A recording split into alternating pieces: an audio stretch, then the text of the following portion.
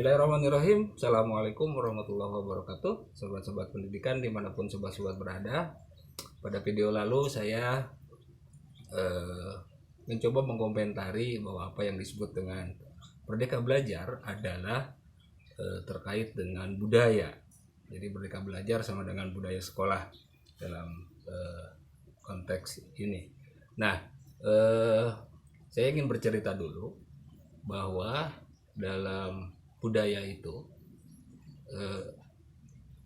atau bahwa budaya itu sebenarnya diibaratkan seperti fenomena gunung es, di mana ada aspek permukaan yang tampak, tapi sebenarnya yang lebih ditekankan dalam obrolan tentang budaya adalah aspek yang tidak tampak. Aspek yang tidak tampak ini sebenarnya yang sangat menentukan apa yang terjadi pada aspek permukaan dalam pendidikan. Nah, aspek yang paling dasar dari budaya itu apa yang disebut dengan underlying assumption.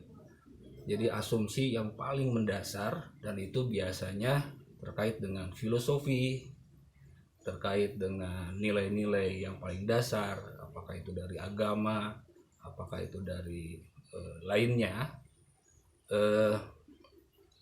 Itu yang kemudian menentukan. Dan pada kesempatan kali ini saya ditemani oleh Kang Bambang. Sehat Kang Bambang? Beliau adalah dosen di filsafat, dosen akidah filsafat Islam di UIN Sunan Gunung Jati Bandung. Dan alhamdulillah pada kesempatan kali ini saya bertemu langsung dengan beliau. Dan kita akan gali pada kesempatan kali ini tentang bagaimana dalam konteks budaya kita menguatkan aspek yang paling mendasar, dan dalam hal ini aspek filosofisnya. Kenapa ini penting dan bagaimana itu bisa berpengaruh pada aspek tampakan dalam budaya itu sendiri. Gimana Mas Bambang terkait hal itu? Oke, saya mau cerita Ubuntu itu budaya di Afrika. Artinya gampangnya Ubuntu itu diterjemahkan saya ada karena yang lainnya, karena barengan. I am because we are. Saya ada karena barengan. Itu filosofinya, tapi yang tampak adalah perilakunya. Ada satu riset antropologi yang menarik. Konon ada satu teman antropolog datang ke Afrika di salah satu desa yang kebudayaan Ubuntunya luar biasa bagus. Lalu si antropolog itu bilang, ini ada buah-buahan. Dia kasih buah-buahan satu keranjang. Sejumlah anak-anak disuruh berjarak sekitar 10 meter. Kata antropolognya bilang, siapa yang duluan sampai ke titik ini, itu akan mendapatkan semua buah-buahannya. Oke, semuanya siap, kalian sudah mengerti. Lalu beberapa anak, 5 orang anak yang ditawari itu, mereka lari, tapi lucunya dari awal sampai akhir tidak ada satupun yang mau lebih dulu.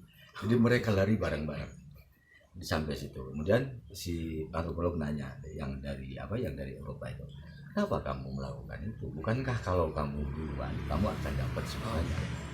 Lalu kata mereka, anak-anak itu bilang, kan Ubuntu. Kita tidak mau menang sendiri, karena saya ada, karena barengan, karena yang lain. Nah, itu contoh bagaimana perilaku gitu loh, didasari oleh tradisi bareng-bareng. Ya, tradisi bareng-bareng, lalu di bawah tradisinya itu ada cara pandang, ada filosofi hidup. Yaitu Ubuntu, saya ada karena bareng-bareng, saya ada karena gitu loh. Saya ada karena semua orang yang di sini. Jadi ketika yang lain kalah, maka semuanya akan merasa kalah. Karena itu ngapain saya menang sendirian, kata anak yang tadi itu. Saya pingin semuanya menang. Nah, itu kan itu contoh yang keren banget. Ada filosofinya namanya Ubuntu itu.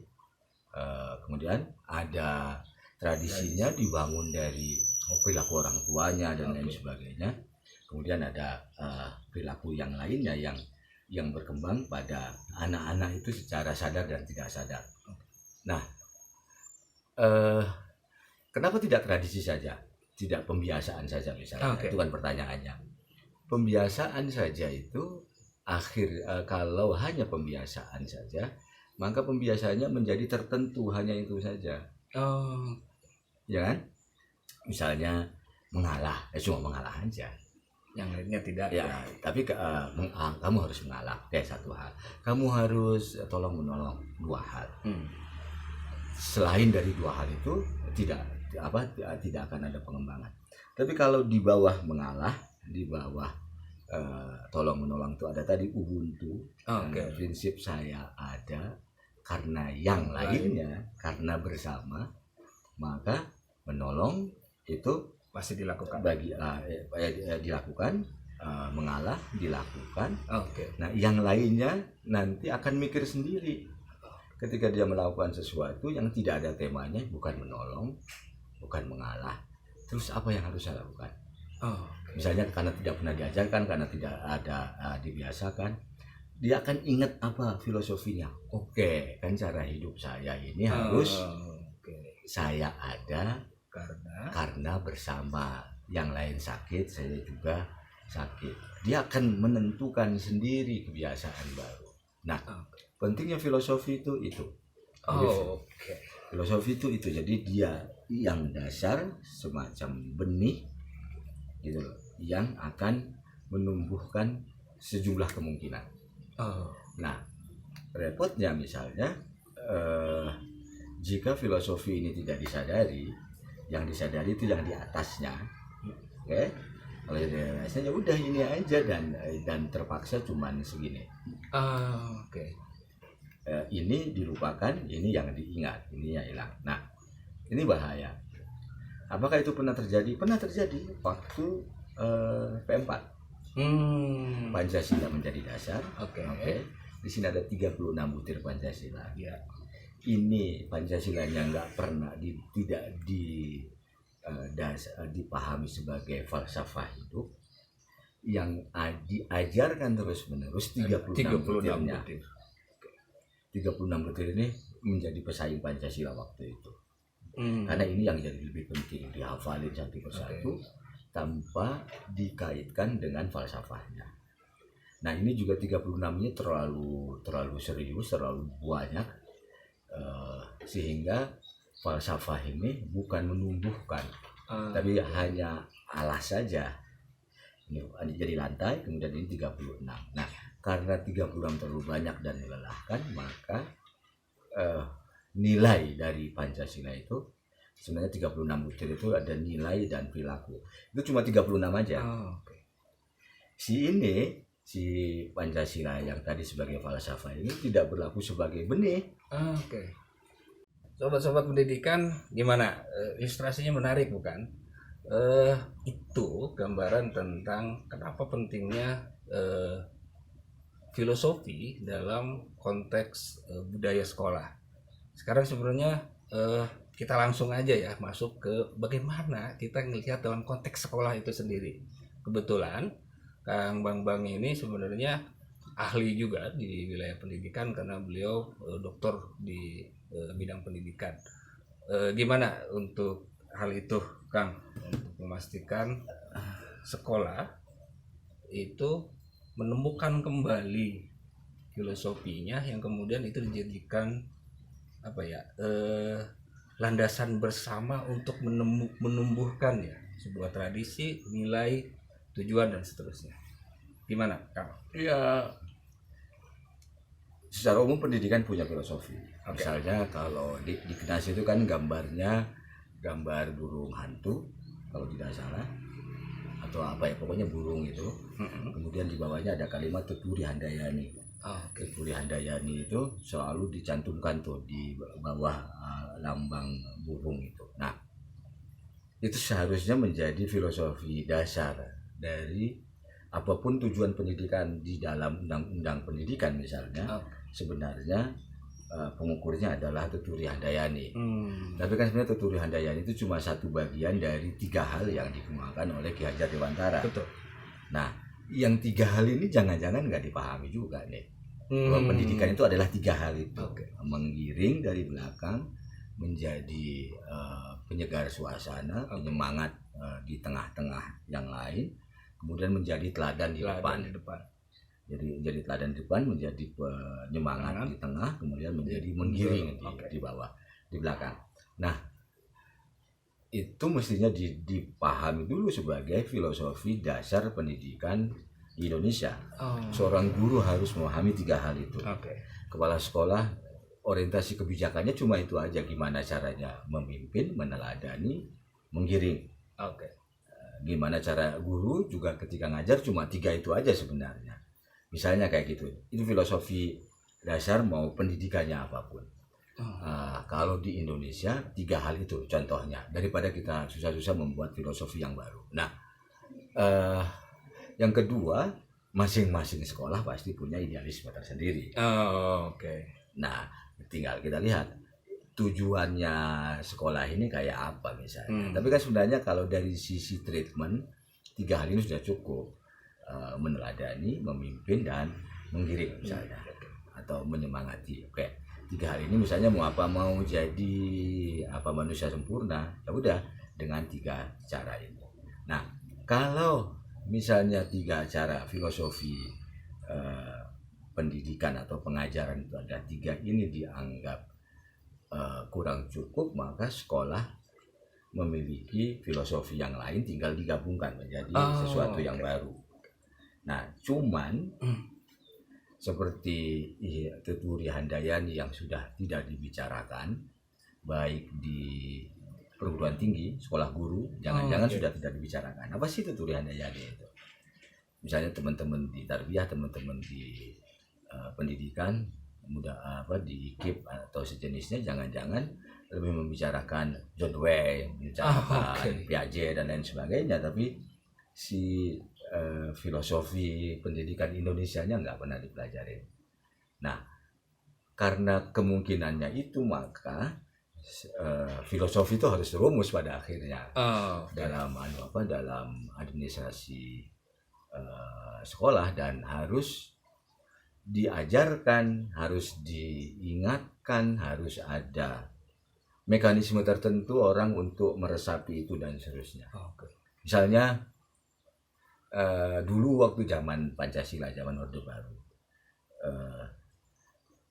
apa yang dilakukan oleh pemerintah Orde Baru sudah cukup dari sisi pendidikan sebenarnya tinggal metodenya jangan terlalu keras. Misalnya Anda bersalah karena melanggar Pancasila, itu kan keren, melanggar Pancasila, bukan melanggar undang-undang.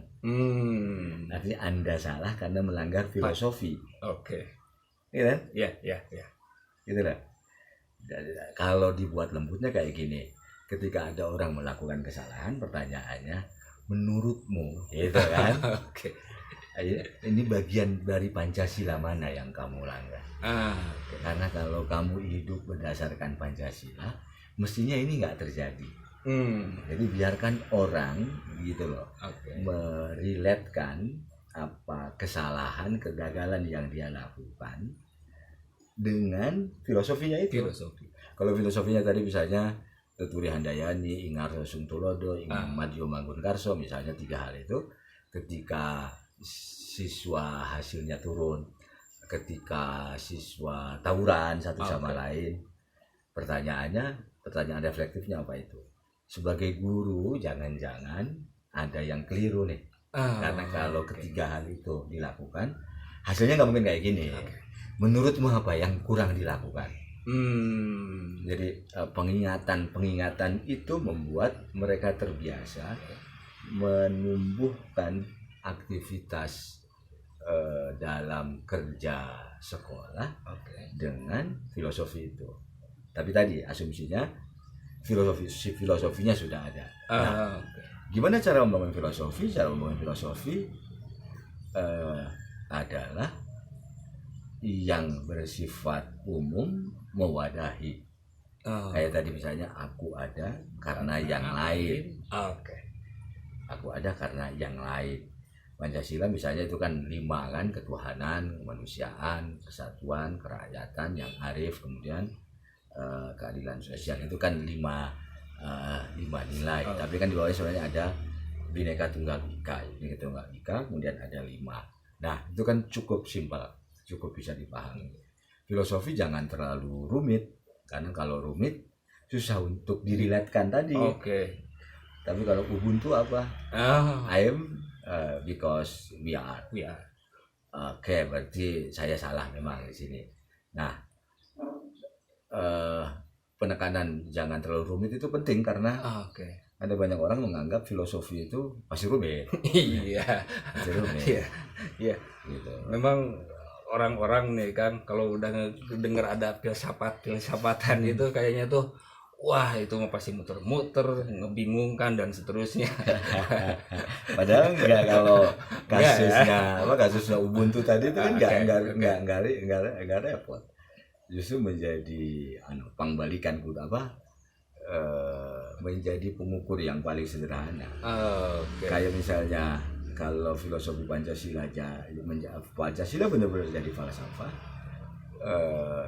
undang-undang saya kira atau peraturan menjadi tidak begitu penting banyak. Tinggal dicek aja orang ini melakukan tindakan tidak baik, ini sila keberapa kan gitu kan. Karena substansinya kan. Substansi ya.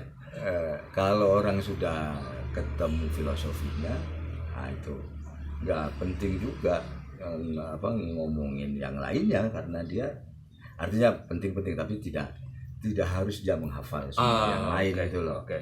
Karena dia saya mengajar harus begini karena ini meneladankan. Tapi meneladankan sudah. Nah, tapi ini kan ketiga ini kan dilupain. Betul. Sehingga misalnya pernah muncul di 10 tahun terakhir muncul tuh quantum learning. Iya, semuanya ke sana. Padahal quantum learning itu juga sebenarnya 3 hal. 3 hal itu, iya. Gitu loh. Iya. Gimana cara peneladan, pendidikan karakter. Iya. Itu kan unsur peneladanan juga, unsur mendorong, unsur memotivasi kan dari 3 ini. Jadi justru kalau ke filosofi jadi gampang. Kalau di atas filosofi nanti ada rinciannya. Nah di rinciannya ini justru yang rumit.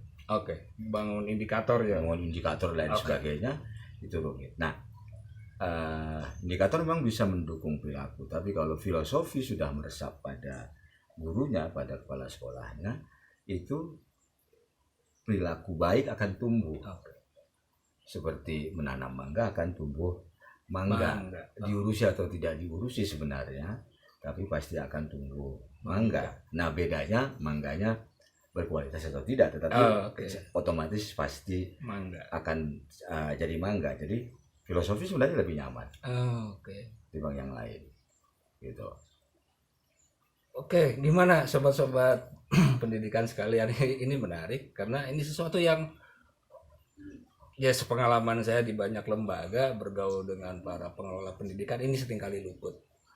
Jadi kita seringkali terkagum-kagum dengan apa yang datang kemudian dari luar tanpa mencoba mencari makna ulang terkait apa yang sudah kita miliki hari ini dan bagaimana kita mencoba mengadaptasi dalam konteks sekolah. Jadi yang paling dasar ini yang paling penting dan akan mempengaruhi keseluruhan proses di sekolah. Saya undang sobat-sobat semua untuk komentar di kolom bawah. Silakan komentari dan kita diskusikan lebih lanjut terkait tentang filosofi pendidikan yang itu merupakan bangunan penting dalam konteks budaya sekolah yang harus dihidupkan agar tumbuh nilai-nilai kebaikan di sekolah. Demikian, terima kasih atas perhatiannya. Saya tunggu komennya. Jangan lupa subscribe, like, dan komen. Assalamualaikum warahmatullahi wabarakatuh. Makasih.